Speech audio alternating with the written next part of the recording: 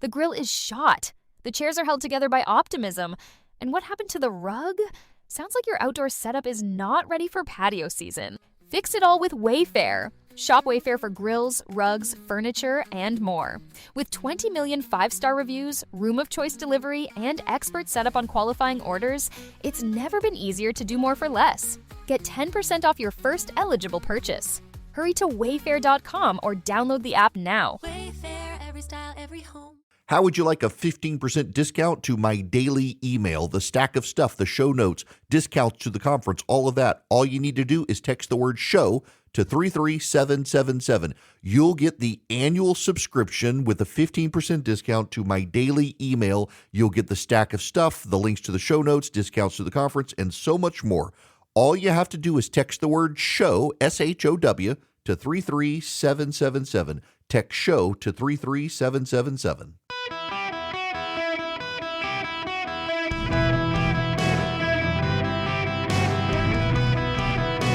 Welcome to the Eric Erickson Show podcast, Hour 1. Hello, America. It's Eric Erickson here. It's an open line Friday, 877-973-7425. I got to dive right into this because maybe there's a deal, maybe there's not a deal. Of course, I would write my piece this morning. The president has beclowned himself, and now the White House is like, no, we really have a deal. But I remember a couple of weeks ago, the same thing happened. A couple of weeks ago, let's not forget. A couple of weeks ago, the Iranian news sources came out with the terms of the deal, and the deal was so bad, people lost their minds. And then the White House started calling conservative influencers and say, hey, tell people it's not true. It's not true. We have a deal, and the deal is in our favor. And a lot of people trotted out and said, hey, the White House called and said that this isn't the deal. Now, I honestly don't know anyone who actually believe that what the Iranians announced today was somehow a believable deal. Essentially, what the Iranians announced today was that they would get everything. We would give them billions of dollars, free up lots of resources. They could keep their nuclear materials. They would control the Strait of Hormuz, et cetera, et cetera, et cetera, et cetera. And I mean, some people who really hate the president, I think, came out and said, he sold us out. I looked at this and I thought, there's no way this is true. This is simply not going to be the case. But then the White House has now come out and senior White House officials started calling conservatives to say, hey, this isn't it. We actually have a really good deal. And what the White House claims is that the Iranians will give up all of their nuclear materials and reopen the Strait of Hormuz. They will agree to never get nuclear weapons. By the way, Iran has signed the Nuclear Non-Proliferation Agreement and yet still pursued nuclear weapons. And essentially everything the United States says they wanted, the United States is going to get, and Iran is going to get nothing. This is the outline from Iran. Iran's Mayor's news agency published what is purportedly to be the text. It will keep the Strait of Hormuz under Iranian control. Iran will get $300 billion in reconstruction money in addition to an immediate cash transfer of $24 billion, a suspension of sanctions, and the withdrawal of U.S. forces from the Middle East. Also, there's a commitment not to bother Iran again about its missiles and proxies and restraining Israel in Lebanon. The United States will get this. And in exchange, Iran will publicly agree to respect the Nuclear Non-Proliferation Agreement. That's the Iranian spin. And the White House came out forcefully and said that's not it. Now, and again, I don't know a single person who looked at that and thought this has got to be real, particularly because of the blowback from a couple of weeks ago when this same thing happened. Here's what the White House says the Iran deal is.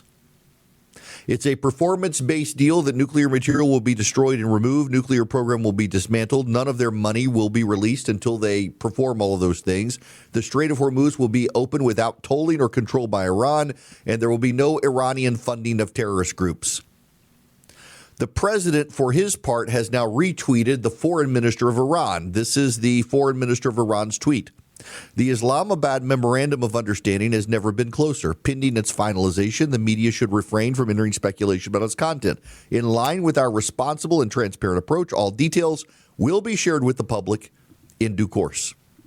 We now know from leaks inside the Pentagon that military personnel are being mobilized to escort key components of the motorcade and the like for the vice president to Europe so that the vice president can be there for signing the deal.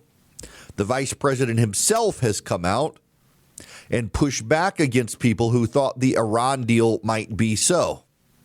The vice president said, quote, "I'm seeing a lot of fake information about a potential deal to reopen the strait and end Iran's nuclear weapons program. First, the Iranians are not receiving any cash, and no funds are being released for simply signing a deal or attending a meeting. The deal is structured to ensure the United States and its allies' concerns are prioritized, and that if the Islamic Republic of Iran meets its obligations, then economic benefits will flow to them and to the entire region. This deal has the potential to remake the region and lead to lasting peace. I've noticed a couple of bizarre things in the reporting over the last few hours. First, people who rightly said Donald Trump was a historic president a month ago, now criticizing a deal based on unconfirmed media reports. Second, people who say you can't trust a word said by the IRGC, who apparently believe anonymously sourced social media posts. The president is going to get us a good outcome, one way or the other. Now, I will tell you this, the anonymous sources are not anonymous sources. It's the Iranian media network that is announcing to the Iranian people what the deal is. Now, they can certainly lie to the Iranian people. I mean, who's going to stop them from lying to the Iranian people? But I will believe this when I see this. I'll believe it when I see what's happening, because I don't trust the Iranians. I was not one of the people they wish to call. They're actually very mad at me for my piece this morning, saying the president was beclowning himself 39 times in 65 days, saying we're on the verge of a peace deal. By the way, yesterday he stopped the bombing of Iran, said we were on the verge of a peace deal. And then overnight, the Ayatollah said, no, we're not. And they opened fire on ships in the Persian Gulf. It's very beclowning. If they get a deal, God bless him. I want to see it, and I'm not sure I believe it. So needless to say, I was not one of those people that got called by the White House this morning and explained the terms of the deal from their perspective. Wouldn't expect it. I'm not exactly on their good list. I'm on the naughty list. But I did speak to someone in the administration who is familiar with the negotiations, who on his own reached out and suggested we trust the process. I'm as I said to him, I'm willing to trust the process. I just don't trust the Iranians. And they don't either, and they shouldn't either, and they're aware of it. But I said to this person who believed that the Iranians are rational actors, I said, you believe in transubstantiation. If you're not Catholic, transubstantiation means that it is a firm part of Catholic belief that when you take communion, the wafer turns into the actual physical body of Christ, and the wine turns into the actual blood of Christ. Catholics believe that when you take communion, the cracker becomes the body of Christ, physically becomes. You are eating the body of Christ and drinking Christ's blood. That something miraculous happens, not magical, but miraculous. And Catholics believe that. Now, that is the minority view through Christendom. Most Christians do not believe that. Catholics do. Most Christians do not. Of the 2 to 3 billion Christians on planet Earth, about 1 billion do and 2 billion don't. And my point to this person on this phone call was that you fundamentally believe this, and even most Christians reject your view. So for you to say that Iran is somehow some sort of rational actor in this whole situation, and that we can trust the Iranians, and that the Iranians don't want to bring about the apocalypse, that's just religious nonsense. You believe that when you take communion, it physically becomes the body and blood of Christ. And you believe that even though even the majority of Christians look at you and say this is not so. And the Iranians are 12er Muslims, 12er Shia Muslims. They physically believe, they by faith believe the 12th Imam was wrapped in a fold of space and will come back. Once they've destroyed Israel, gotten rid of the Jews, the Imam will come back. It is their overarching fundamental belief. So you cannot tell me that the Iranian government will actually give up their nuclear weapons and give up their major weapons programs when it is a by faith belief of the regime that they must wipe out Israel. Now, I'm afraid there are some in the administration, not the one I was talking to, who are dismissive of all of that and also think, well, Israel's on its own here. We don't have to help them. But you got to remember that we are the great Satan in the Iranian rhetoric. They are the little Satan. The president, after the Iranian news agency leaked the framework of their text, the president took to social media and said this: the terms that Iran leaked out to the fake news have nothing to do with the terms that were agreed to in writing. What they said, including their weak and pathetic statement on having a deal, bears no relation to the truth. Very dishonorable people to deal with. With them, there is no such thing as dealing in good faith. Amazing. Also, their total rebuffed drone attack last night against Indian ships leaving the Hormuz Strait is totally unacceptable. They better get their act together and fast. President Donald J. Trump. So this is a man who, in his own words and writing, said, very dishonorable people to deal with. With them, there is no such thing as dealing in good faith. And yet we somehow believe we can get a good faith nuclear argument or nuclear agreement with them to actually give up the weapons that they've been pursuing despite signing the nuclear non-proliferation agreement. This is a clown show. You may be offended with me saying that, but this is a clown show.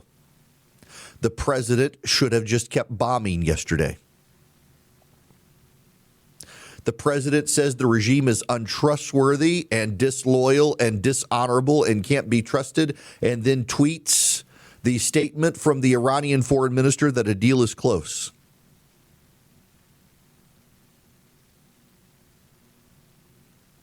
It's just a completely stark difference between what the Iranians say and what the administration says. And I am left with this. One of these two is lying. And I don't believe it's the Americans. I believe it's the Iranians. I don't believe the president's team is calling conservative influencers out there, telling them what the deal is and lying to them. I don't think they are.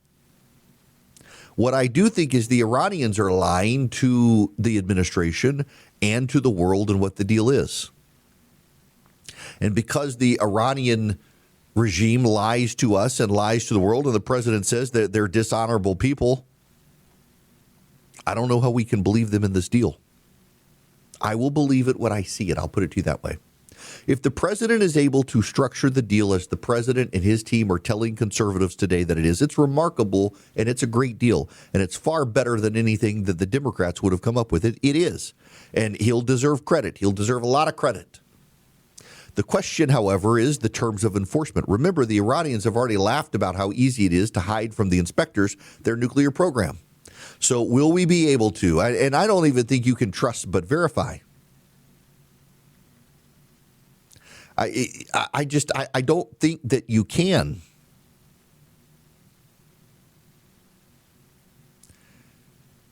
The Iranian regime is fundamentally premised on bringing about Armageddon. How do you structure a deal with those people that they will keep? I don't know that you can.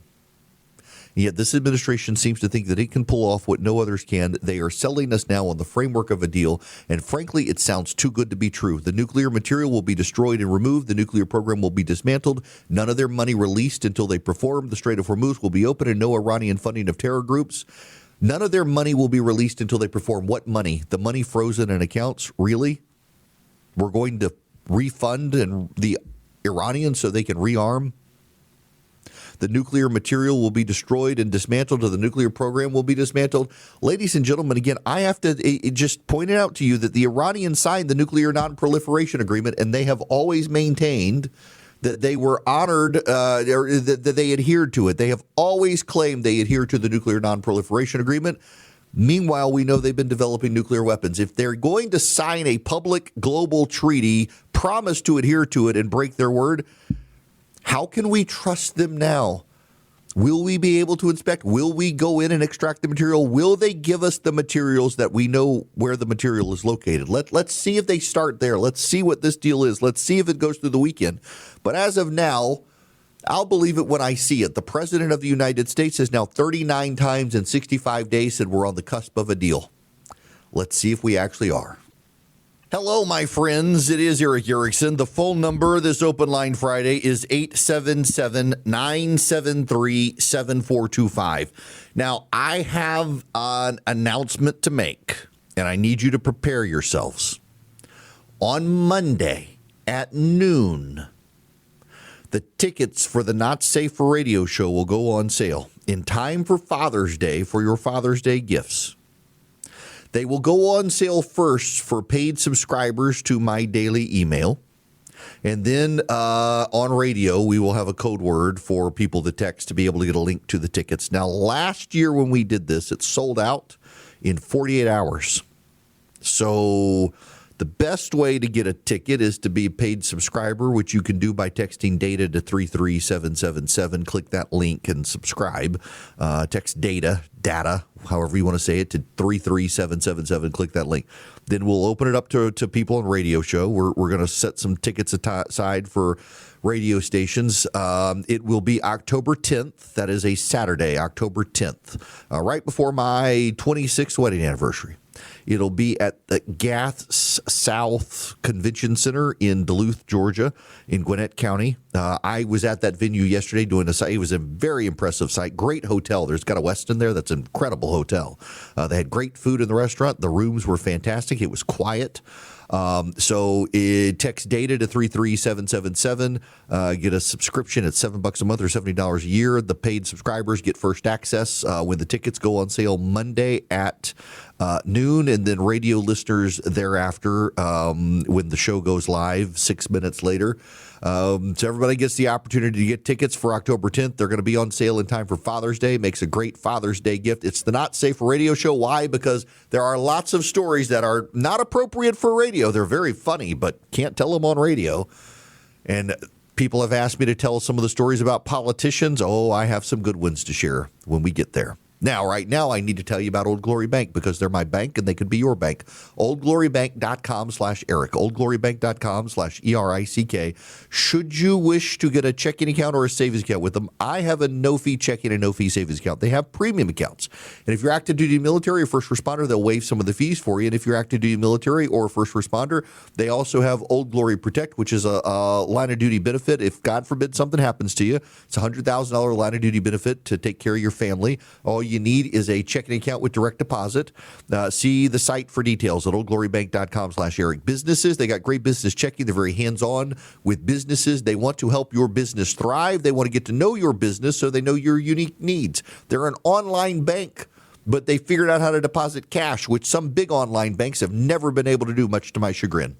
oldglorybank.com/ERICK. Sign up with Old Glory Bank today.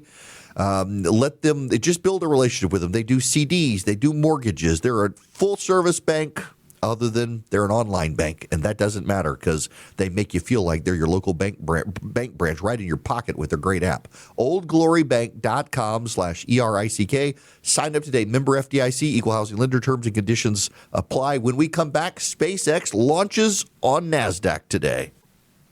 Hello and welcome. It is Eric Erickson here. The phone number is 877-973-7425. This Open Line Friday. Don't forget to text data to 33777. Get a discounted subscription to my daily email so that on Monday you get first dibs to the tickets for the Not Safe for Radio show. It'll be October 10th. Now, I got to read you two tweets. There's a Japanese man who has arrived in the United States to watch the World Cup. And I saw this yesterday, and y'all, it was one of the funniest things I think I have seen online, and he just now recounted his experience of going to a Mexican restaurant last night. And before I get into any other topic, you could all use some bit of humor today, I believe. And I got to read to you guys this guy's. I read this to my wife and kids last night, and they were dying laughing. This guy who has come to the United States now to watch his beloved Japanese team in the World Cup, been in the United States for a week. USA, your weather report is performed as theater, and I have become a devoted patron. In Japan, the forecast is read calmly. Rain tomorrow. Carry an umbrella. Farewell. 60 seconds. A bow. The nation equipped. Here, a man named Chip stands before a living map, sleeves rolled to the elbow, and delivers the coming of a thunderstorm like the news from a battlefield where he personally fought. Folks, I want you to see this system moving in from the west. Folks, he addresses the entire region as kin. He sweeps his arm and the clouds obey his gesture on the living screen. He warns of hail with grave eyes, then promises a beautiful weekend with the smile of a man delivering a peace treaty, both within 90 seconds, both with total sincerity. And what true severe weather, and when true severe weather comes, America, Chip removes his jacket. The jacket comes off. And the entire state understands instantly this is now serious. There is a doctrine of sleeves in American meteorology, unwritten, universally read. My neighbor glanced at the television, saw the bare forearms, and said, jackets off, better bring the grill cover in. A nation reading a man's sleeves for survival instructions. We have early warning systems in Japan that cost billions, and I am no longer certain they outperformed Chip's wardrobe. Last weekend, hail. Chip stayed on air for hours, no jacket. Sleeves climbing toward the elbows like a rising river gauge. He tracked every cell. He told specific streets when to shelter. My street, he said its name. A man on television guarded my street by name until the storm passed. Samurai have served lords for less devotion than Chip showed a cold front. I watch nightly now. I have opinions about the rival station's radar. The radar is inferior. I trust Chip's 7-day outlook because he tells you when he is unsure. And a forecaster who admits doubt is a forecaster whose certainty means something. That sentence is free, America. Give it to your generals. A man does not ask the storm to explain itself. He watches the sleeves as his ancestors watched the sky. Tonight, Chip is in a full jacket laughing with the sports desk. Stand down, everyone. The realm is at peace. Is that not the greatest thing you have heard this week? That is a Japanese man here in the United States. He is giving us his commentary on what it's like to watch a weather forecast. But wait, there's one more before I move on. He just posted this. He went to his first Mexican restaurant last night. A Mexican restaurant in the USA. We have not yet ordered anything, and the food was already arriving. Chips, salsa, unrequested, free. I stopped the waiter. We have not earned these. They just come to the table, man, he replied. They come to the table. In my land, hospitality is a debt. Every gift creates an obligation weighed carefully, returned in the proper season with interest of feeling. Here, the gift arrives before you have even proven you can pay for dinner. This is not an appetizer. This is a declaration. We trust you. Eat. I ate with the gravity the moment deserved. And then, I must report this calmly, the basket emptied and a new one appeared. Did we refill? The waiter said. It's bottomless. Bottomless refills. They have wells of salsa. The supply lines of this nation are beyond anything my ancestors imagined. My friend warned me, do not fill up on chips, dude. Too late. I had accepted 3 baskets. Honor demanded each one be finished. An unfinished gift is an insult. By the time my actual food arrived, I was a ruined man. I was not hungry. I was not comfortable. I had been defeated by a courtesy. Generosity that arrives before the request cannot be repaid. It can only be survived. I know the rule now. I have made my peace with the basket, 1 basket, 2 at most. Who am I deceiving? There is no number of baskets I would refuse. The trust of a nation is in that salsa, and I intend to honor all of it. That is just fantastic. Absolutely fantastic.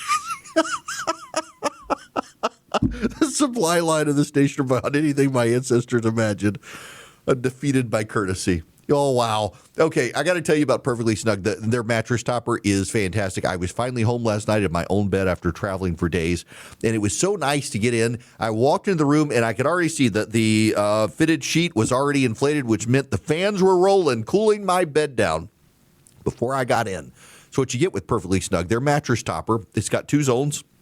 Each side of the bed, one can be hot, one can be cold.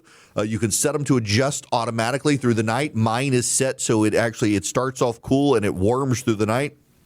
About time for me to wake up in the morning. I'm warm. My back feels loosened up from the warmth, and also I'm a little sweaty, so I know it's time to wake up. But that's how I want it. You can be different. Perfectlysnug.com/Eric. Perfectlysnug.com/ERICK. Perfectlysnug.com/Eric. If you want one of these, you save up to $280. Perfectlysnug.com/Eric. Fisher, I have no idea what page 3 means. You're becoming the expert at obscure references in the middle of the show. Okay, now I must move on because I must tell you all about the Elon Musk stock launch. Has it actually launched? Let me open my Robinhood app and see. Perfectly Snug. What is this? Robinhood, not Perfectly Snug. The Robinhood app. It looks like. Let's see. Has it started yet? It appears that Perfectly Snug. It came out and it skyrocketed. It is now at $166.49, 41 cents, 33 cents, 23 cents, 82 cents. I did just buy one share of stock, so I can say I was in on it. I don't actually want to invest a lot into SpaceX because Elon Musk may become a trillionaire, but I have a hard time seeing the profitability of a rocket company. I don't see it as a long-term investment. I don't like gambling with stock. I just want to invest for like 30 years from now. But what is happening today with the SpaceX stock is something that is obviously predictable. Progressive Americans are today railing about the potential of Elon Musk to become a trillionaire. Many of these people are multimillionaires, some of them getting paid by multi-billionaires who are upset that one man might become a trillionaire. So much of progressivism is about jealousy. So much has become jealousy. The left doesn't like the things that have made this country great. In the United States of America, you can come here, start a bodega in New York. You and your whole family can work in this little store. You can sweat it out on a daily basis. You can become successful and open a second one, and then a third one. A chain of events that leads to a chain of grocery stores, that leads to financial success for you and your family. And then what happens is you get vilified by the Democratic Party unless you become one of their donors. The Democrats are fine with billionaires. George Soros and Alex Soros, that Swiss billionaire guy whose name I can't remember, the Hollywood elite, the celebrity elite, the billionaires, they love their own billionaires who fund their causes. But they really hate Elon Musk today because Elon Musk used to be with them, they thought, and now he's clearly not, and they really hate him. And they want to vilify him. Graham Plattner, the Nazi in Maine, tweeted that we should get to work to make sure Elon Musk is the last trillionaire. It sounds like a threat. They don't like success. Right now, A growing number of progressive outlets are producing publications in writing about how they lament this nation and have no desire to celebrate our 250th birthday because of what we have become. What have we become? A nation with them not in charge of it. And so they hate the nation. They hate the nation. They do not like the success of Americans unless that success is dependent upon them. They do not like the fact that someone unbeholden to the government and without the government controlling the strings can become very successful. They're perfectly fine with the people getting rich off the government. They're perfectly fine with the unions having cash poured in by public servants against their will. They're perfectly fine with the billionaires who fund the Democratic cause. But if you do not need the Democratic Party, you are the villain. And the nation right now does not need the Democratic Party. So the nation is the villain. The nation is vilified by the left. We are systemically racist. We are systematically ignoring non-white people. We are inherently bad. We are the aggressor on the world stage. We are the authoritarians, the Nazis, you name it. While the Democrats themselves, of course, have elevated an actual Nazi in Maine to run while they've been calling Donald Trump the second coming of Hitler. It is a party that loves transactional power, not patriotism. In fact, right now there's an effort on the left to define patriotism as quote-unquote right-coded. That if you are patriotic, if you fly the American flag outside your house, you're right-coded. Why can't you just be American? We should root for Elon Musk's success. You know, he's lowered our costs for doing business in space. SpaceX has been able to launch satellites into orbit for less than NASA has done, saving NASA money and innovating in ways that NASA now relies on. It's actually saved us money. SpaceX has saved us money. And they want to vilify Elon Musk for it. They want to vilify Elon Musk for what? For being successful. For being successful. But it's not just Elon Musk. It's anyone. Elon Musk is an African immigrant to the United States, by the way. I thought he's just the wrong color African for them to celebrate. But if he were black and he were as wealthy and he dared to not support the left, they would call him an Uncle Tom. They would. They call Clarence Thomas that. You do not truly love the nation when you can only love the nation if you control it. So much of progressive politics is covetousness and envy. Saw Ben Shapiro tweet out that now more than ever we need the 10th commandment. Thou shalt not covet. Covetousness, that is the definition these days of the Democratic Party. If you get successful in this country without them, they want to tear you down. The joy of being an American is to watch other people have success and be happy for them. If you can't be happy for other people being successful, you're actually not a good person. And now the Democratic Party is flooded with these not good people who want to see the ruination of a man whose politics they do not share because they hate that he has become successful. You should find joy in other people's success and find joy in a nation that allows people to become that successful. You should not look and say, that's too much. You should look and say, congrats on your success, because that is the man who will build the nonprofits that in the future fund the great success of other Americans without being dependent on government. It's his money. Why should they care? They care greatly because they believe he's stolen it from other people, because they have embraced an economics that has failed historically and should remain on the ash heap of history. And it is just embedded within it is a covetousness and a hatred of anyone who is successful. They look at him and they see what they will not become and they hate it. The politics of jealousy dominates the Democratic Party these days. This hour of the program brought to you by Van Allen Golf, ALLEN, vanallengolf.com. Look it up on Instagram at Van Allen Golf. You can text the word golf to 33777. I'll send you a link to Van Allen Golf and to the Golfer's Journal. Have you heard what's happening in Lawrence, Kansas? Lawrence, Kansas is home to Kansas State, and the Algerian national team arrived in their town to begin warm up and practice and to play rounds. And the residents of Lawrence, Kansas have essentially adopted the Algerian national team.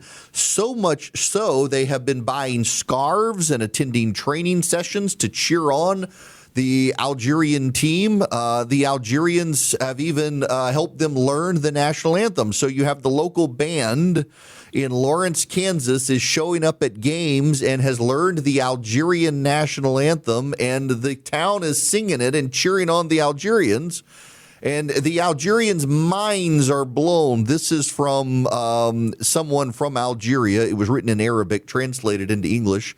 We're on the verge of witnessing the strangest story of the 2026 World Cup. The residents of Lawrence, Kansas have all rallied to cheer for our national team that arrived in their town. The matter didn't stop at buying scarves and attending train sessions. It went so far as memorizing the Algerian national anthem. This is not the America we know. No, this is the America we know.